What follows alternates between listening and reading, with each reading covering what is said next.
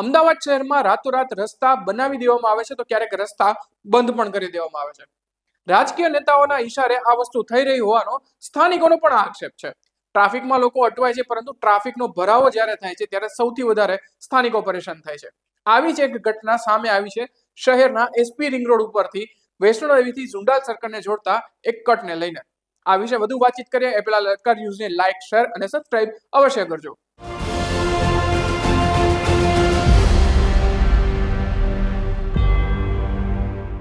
નમસ્કાર, લલકાર ન્યૂઝ સાથે હું વિરલ. અમદાવાદ શહેરમાં એક રસ્તો બંધ થયો અને લોકોની પરેશાની વધી ગઈ. ઘટના આખી એવી છે કે અમદાવાદ શહેરના એસપી રિંગ રોડ ઉપર વૈષ્ણોદેવીથી ઝુંડાલ સર્કલની વચ્ચે એક હોટેલ હિલ્લોક આવેલી છે. આ હિલ્લોક હોટેલની સામે એક સર્કલ બનાવવામાં આવ્યું છે અને આસપાસ એક કટ છોડવામાં આવ્યો છે, જ્યાંથી લોકો સરળતાથી વાહન લઈને પસાર થઈ જાય. યુટર્ન મારવું હોય તો યુટર્ન પણ મારી શકે અને સામેથી આવતા રસ્તા લોકો સરળતાથી ક્રોસ પણ કરી શકે.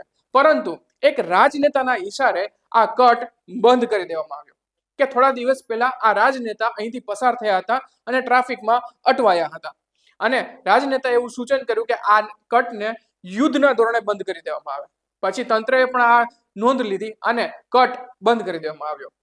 કોઈ પણ પ્રકારની ગંભીરતા વિચાર્યા વગર અને સ્થાનિકોની પરેશાનીનો એક મુદ્દો નજરે કર્યા વગર આ કટને યુદ્ધના ધોરણે બંધ કરી દેવા. હવે પરિસ્થિતિ એવી થઈ છે કે ટ્રાફિકમાં લોકો તો અટવાય છે, પણ સાથે સાથે એમ્બ્યુલન્સ જેવી મહત્વની જે સેવાઓ છે, જે ઇમરજન્સી સેવા ગણવામાં આવે છે, એ પણ આ ટ્રાફિક જામમાં ફસાઈ જાય છે.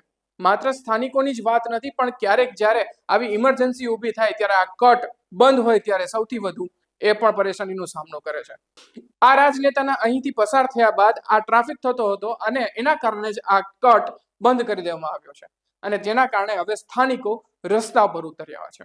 સ્થાનિકોનું એવું કહેવું છે કે આ કટને જે રીતે યુદ્ધના ધોરણે બંધ કરવામાં આવ્યો એને હવે તાત્કાલિક અસરથી ખોલી દેવામાં આવે, જેથી કરીને જે ટ્રાફિકની અડચણ થાય છે એ દૂર થાય અને ટ્રાફિકનું જે સમસ્યા છે એ હળવી થઈ જાય. સમગ્ર મામલે શું છે આખી હકીકત અને સ્થાનિકોનું શું કહેવું છે, આવો એ પણ સાંભળીએ.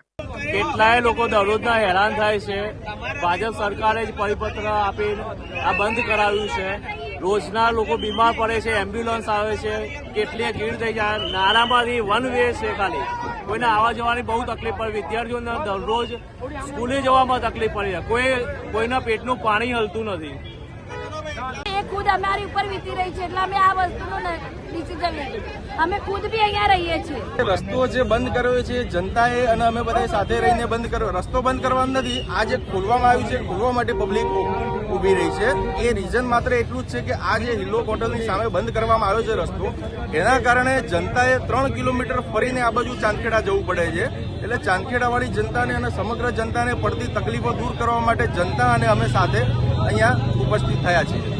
રસ્તો કોના દ્વારા બંધ કરવામાં આવે છે? સરકાર બીજેપીની છે એટલે બીજેપીના કહેવા ઉપર જ રસ્તો ખુલે અને રસ્તો બંધ થાય. પણ હું સરકારને એટલું કહેવા માંગુ છું કે તમે જનતાને પડતી તકલીફો પહેલા જુઓ, પછી તમારા ડિસિઝનો લો. આ તમારા ડિસિઝનમાં જનતાને આટલી બધી જે તકલીફો પડી રહી છે એનું શું? કોઈ પણ મોટો મંત્રી કે નેતાઓ આવે એટલે તાત્કાલિક રોડ રસ્તા તૂટેલા ફૂટેલા સુધારી દેવામાં આવે છે. રાતોરાત બધું નવું કરી દેવામાં આવે છે. અમુક રસ્તાઓ ખોલી દેવામાં આવે છે અને અમુક બંધ કરી દેવામાં આવે છે. તો મારો કહેવાનો મતલબ એટલો છે કે આ જે નેતાઓ માટે કામ કરવામાં આવે છે એ જ કામ જનતા માટે કેમ નથી થતું?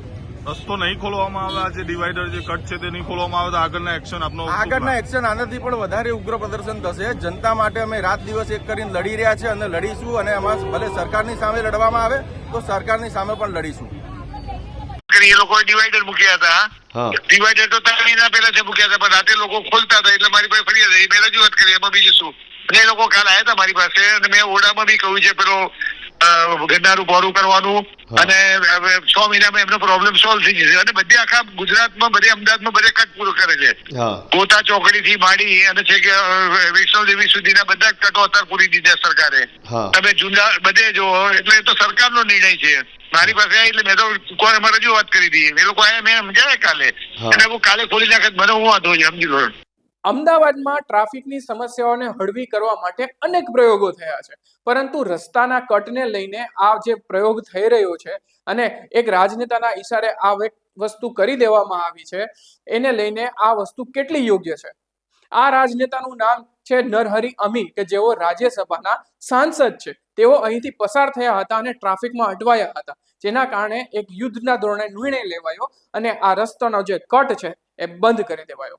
આ કટ ખરેખર ખુલ્લો રહેવો જોઈએ કે બંધ રહેવો જોઈએ? આપનું શું માનવું છે? કમેન્ટ બોક્સમાં અવશ્ય જણાવજો.